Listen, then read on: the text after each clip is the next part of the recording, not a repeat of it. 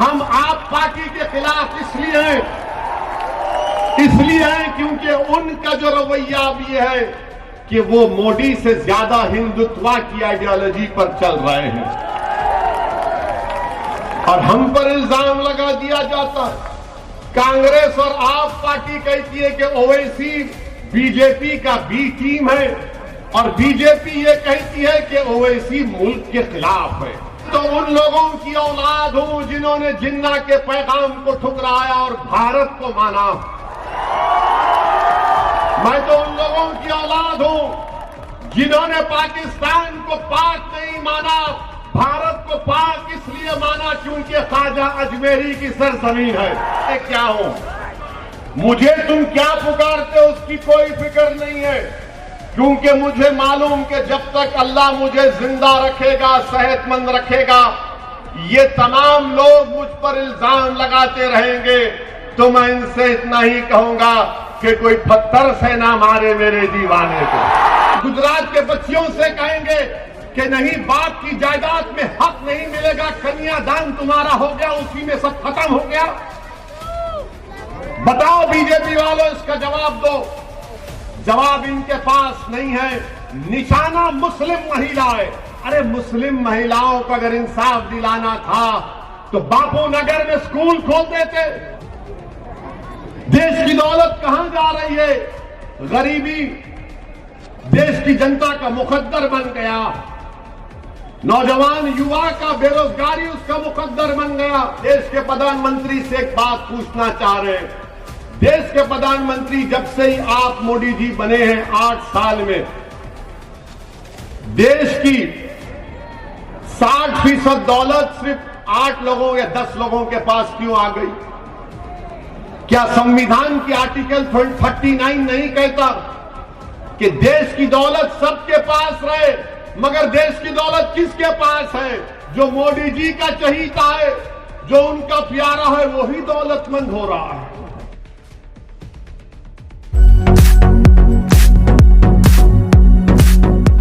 हम भाजपा के खिलाफ थे और रहेंगे। हम कांग्रेस के खिलाफ इसलिए हैं क्योंकि कांग्रेस और भाजपा में कोई फर्क नहीं रहा। यकीनन हम आप पार्टी के खिलाफ इसलिए हैं क्योंकि उनका जो रवैया अब ये है कि वो मोदी से ज्यादा हिंदुत्व की आइडियोलॉजी पर चल रहे हैं और हम पर इल्जाम लगा दिया जाता है। कांग्रेस और आप पार्टी कहती है कि ओवैसी बीजेपी का बी टीम है और बीजेपी ये कहती है कि ओवैसी मुल्क के खिलाफ है। माने ये लोग हमको बी टीम, कांग्रेस और आप और बीजेपी कहती है कि ओवैसी नया जिन्ना है। अरे जिन्ना किधर है मुझे नहीं मालूम। मैं तो उन लोगों की औलाद हूं जिन्होंने जिन्ना के पैगाम को ठुकराया और भारत को माना। मैं तो उन लोगों की औलाद हूं जिन्होंने पाकिस्तान को पाक नहीं माना, भारत को पाक इसलिए माना क्योंकि ख्वाजा अजमेरी की सरजमीन है। मगर ये बीजेपी वाले ओवैसी ऐसा है। कांग्रेस और आप एक बयान लगाते। मैं बीजेपी, कांग्रेस और आप से एक बात कहना चाह रहा हूं कि तुम लोग किसी एक जगह पर अहमदाबाद में बैठ जाओ। मोदी, राहुल और केजरीवाल तीनों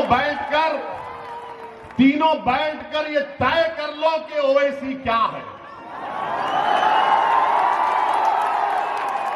तीनों बैठकर तय कर लो।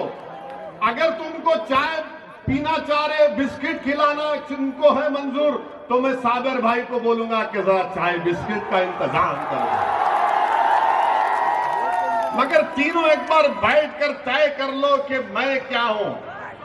मुझे तुम क्या पुकारते हो उसकी कोई फिक्र नहीं है, क्योंकि मुझे मालूम कि जब तक अल्लाह मुझे जिंदा रखेगा, सेहतमंद रखेगा, ये तमाम लोग मुझ पर इल्जाम लगाते रहेंगे। तो मैं इनसे इतना ही कहूंगा कि कोई पत्थर से ना मारे मेरे दीवाने को। मेरे अजीज दोस्तों और बुजुर्गों, ये इनका निशाना आप देखेंगे कि साबिर काबुलीवाला साहब अपने विधानसभा की तरक्की के लिए अहमदाबाद के मेयर से मिलते हैं, तो इन सबको पेट में दर्द शुरू हो गया। नहीं, साबिर काबुलीवाला मीटिंग किए, अरे दीवाने जनता के दरमियान मीटिंग कर रहे हैं। साबिर काबुलीवाला तो आम आदमी पार्टी की तरह नहीं कर रहे कि आम आदमी पार्टी कहती है, दिल्ली में क्या कहती है कि लोकसभा तुम्हारा, असेंबली मेरी मोदी जी। मेरे अजीज दोस्तों और बुजुर्गों, तीसरी बात यह है कि कल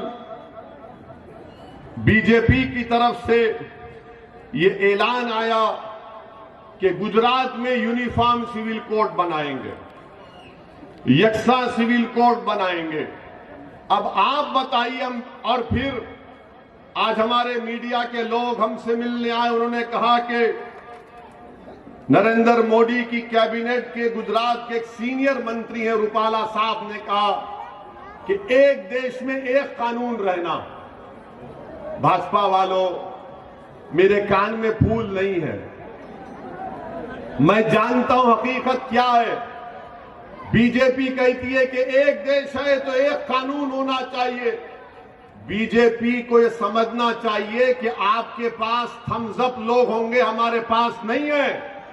हम पढ़ना लिखना जानते हैं, हम संविधान पढ़ते हैं। संविधान में एक है स्टेट लिस्ट, एक है यूनियन लिस्ट, एक है कंकरेंट लिस्ट। यानी जो यूनियन लिस्ट है वो दिल्ली की सरकार कानून बनाएगी, जो प्रदेश की लिस्ट है वो प्रदेश की सरकार बनाएगी। एक कंकरेंट लिस्ट होती है, अगर प्रदेश सरकार कानून बनाती है वो भी बना सकती, मगर अगर केंद्र की सरकार बनाएगी तो उसका कानून चलेगा। तो भाजपा वालों, रूपाला साहब, ये आप किसी और को जाकर ये ज्ञान दीजिए, हमको ज्ञान मत दीजिए।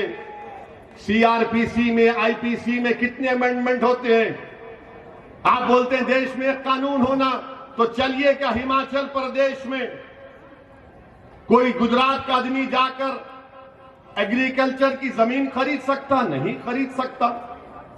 क्या कोई गुजरात से निकलकर लक्षद्वीप जा सकता बगैर परमिशन के? नहीं जा सकता। क्या कोई गुजरात से निकलकर अरुणाचल प्रदेश जा सकता? नहीं जा सकता, परमिशन लेना पड़ता है। आप कहते हैं कि देश में एक कानून होना, तो क्या हमने नागालैंड, मिजोरम, सिक्किम, आंध्र प्रदेश को 371 के तहत उनको स्पेशल राइट्स नहीं दिए? बीजेपी इस पर भी कुछ नहीं बोल सकती। मैं जो कुछ कह रहा हूं आपके सामने सच्चाई को बयान कर रहा हूं। यूनिफॉर्म सिविल कोड, भाजपा वाले बोलते कि संविधान के चैप्टर 4 डायरेक्टिव प्रिंसिपल में लिखा गया। हम देश के प्रधानमंत्री से एक बात पूछना चाह रहे हैं। देश के प्रधानमंत्री जब से ही आप मोदी जी बने हैं 8 साल में, देश की 60% दौलत सिर्फ 8 लोगों या 10 लोगों के पास क्यों आ गई? क्या संविधान की आर्टिकल 39 नहीं कहता कि देश की दौलत सबके पास रहे? मगर देश की दौलत किसके पास है? जो मोदी जी का चहीता है, जो उनका प्यारा है, वही दौलतमंद हो रहा है। देश की दौलत कहां जा रही है? गरीबी देश की जनता का मुकद्दर बन गया। नौजवान युवा का बेरोजगारी उसका मुकद्दर बन गया। तो क्या आर्टिकल 39 पर आप कुछ नहीं बोलेंगे? मेरे अजीज दोस्तों और बुजुर्गों, फिर आप बोलते कि नहीं, यूनिफॉर्म सिविल कोड हम इसलिए ला रहे हैं ताकि महिलाओं को उनका हक मिले। अच्छा, महिलाओं को उनका हक मिलना चाहिए। तो अब आप सुनो, मुसलमानों में अगर कोई, जैसा मैं बाप हूं, अगर मैं अपने विल से वसीयत करता हूं कि मेरी एक औलाद को ये दौलत मिलेगी, तो मुस्लिम कानून के लिहाज से मैं 1/3 से बढ़ के जायदाद नहीं दे सकता। मुसलमानों में वसीयत अगर करते हैं तो कोई बाप 1/3 ज्यादा अपनी जायदाद एक औलाद के नाम पे नहीं कर सकता, मोदी जी। मगर हमारे हिंदू भाइयों में वो विल का पावर है कि आप खत्म करेंगे। क्या गुजरात की सरकार उसको खत्म करेगी? हमको बताओ। क्या आप गुजरात के बच्चियों से कहेंगे कि नहीं, बाप की जायदाद में हक नहीं मिलेगा, कन्यादान तुम्हारा हो गया, उसी में सब खत्म हो गया? बताओ बीजेपी वालों, इसका जवाब दो। जवाब इनके पास नहीं है। निशाना मुस्लिम महिलाएं।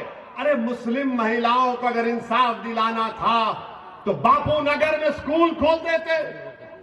बापू नगर में हमारी बच्चियों को 8 क्लास के बाद शहर के दूसरे कोने में जाना पड़ता।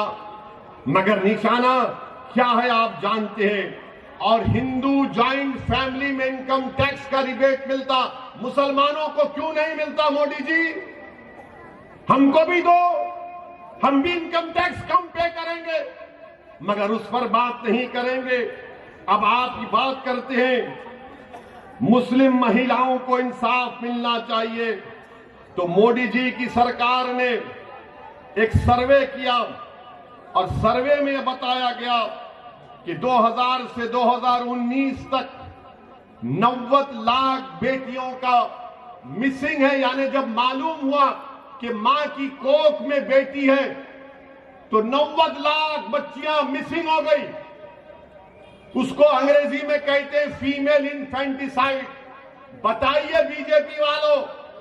और सबसे बड़ी बात यह है कि अगर मुसलमान की दूसरी बीवी होगी तो बीवी होगी और उसको मेंटेनेंस का राइट मिलता है, उसको अपने शौहर के साथ घर में रहने का हक मिलता है। Uniform civil code. कितने बच्चियों की शादियां होती, चाइल्ड मैरिज 86% किस समुदाय की थी? बताओ मोदी जी और भाजपा वालों। मगर आप टारगेट मुसलमानों को करना चाहते हैं। मेरे अजीज दोस्तों और बुजुर्गों, ये गवर्नमेंट का डेटा है, ये मेरा डेटा नहीं है। अब मोदी जी और बीजेपी बोलेंगे नहीं, यूनिफॉर्म सिविल कोड लाना चाह रहे हैं क्योंकि कानून बराबर है। अरे मोदी जी, पहले ये तो बताओ कि गुजरात में डिस्टर्ब एरियाज एक्ट कब खत्म होगा? डिस्टर्ब एरियाज एक्ट है, कोई मुसलमान अपना घर न खरीद सकता है, खरीदना है तो कलेक्टर साहब उसको रिजेक्ट कर देते हैं। और फिर यूनिफॉर्म सिविल कोड अगर है, अगर कोई धर्म परिवर्तन करना चाहता है तो नहीं कर सकता जब तक परमिशन ना ले। तो फिर ये कौन सा यूनिफॉर्म सिविल कोड होगा? ये कौन सा यूनिफॉर्म सिविल कोड होगा? बताओ भाजपा और मोदी जी। सिर्फ यूनिफॉर्म सिविल कोड इसलिए लाना चाह रहे हैं कि मुस्लिम अकलियत को उनके मजहब से, उनकी मजहबी शनाख्त को कमजोर करके रख दिया जाए। मेरे अजीज दोस्तों और बुजुर्गों, यूनिफॉर्म सिविल कोड लाने का कोई और मकसद नहीं है। Subscribe now and press the bell icon. Never miss an update.